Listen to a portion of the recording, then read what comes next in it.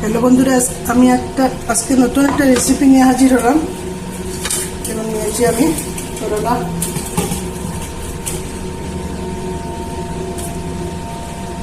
আমি করলাগুলো বয়েল করে নিয়েছি। সঙ্গে লাগবে মশলা। কি মশলা দিচ্ছি আমি? 1 চামচ দিয়ে দিচ্ছি আমি। 1 চামচ হবে না, আমি 2 চামচ দিয়ে দিচ্ছি পেঁয়াজ বাটা।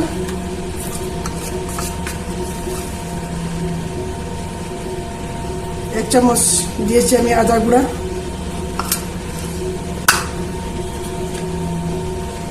1/2 চামচ দিয়েছি রসুন বাটা।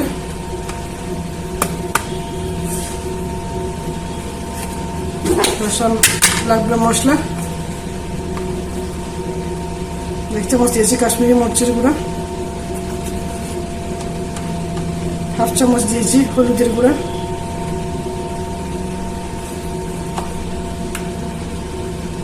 1/2 চামচ দিয়েছি জিরার গুঁড়া।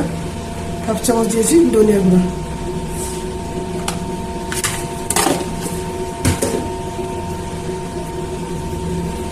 এক চামচ দিয়েছি লবণ। আপনারা পরিমাণ মতন দেবেন। আপনারা কেমন আছেন? আলহামদুলিল্লাহ, আমিও ভালো আছি।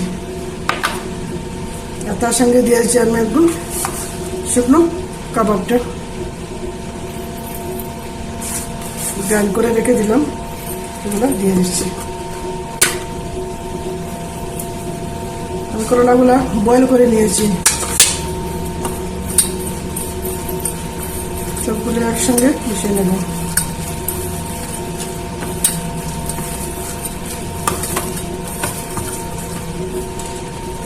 ভিতরে এই পুরটা ভরে দেব।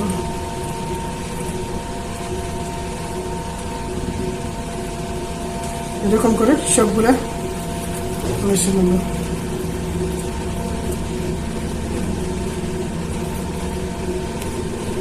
একটা মশলা বানাবো।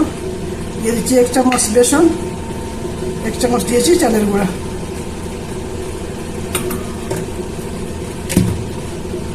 অল্প একটু লবণ দেব।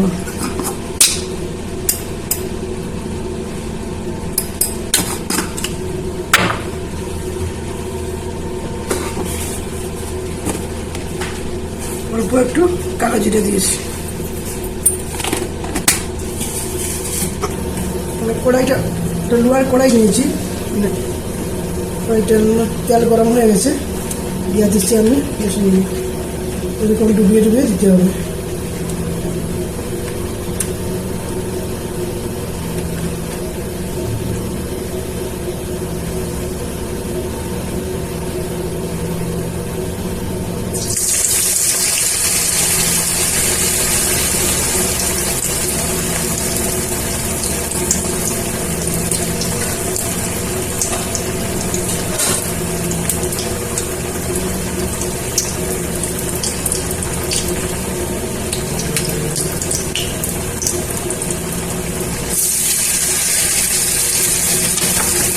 এরকম করে সবগুলা ভেজে নেব।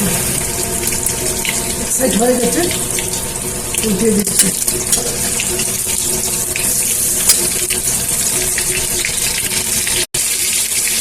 হয়ে গেছে, নামিয়ে নিচ্ছি।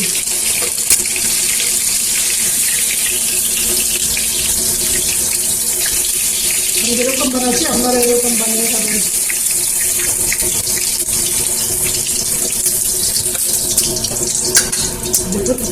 কিরকম আছে, কালারটা আসছে দেখতে পাচ্ছেন।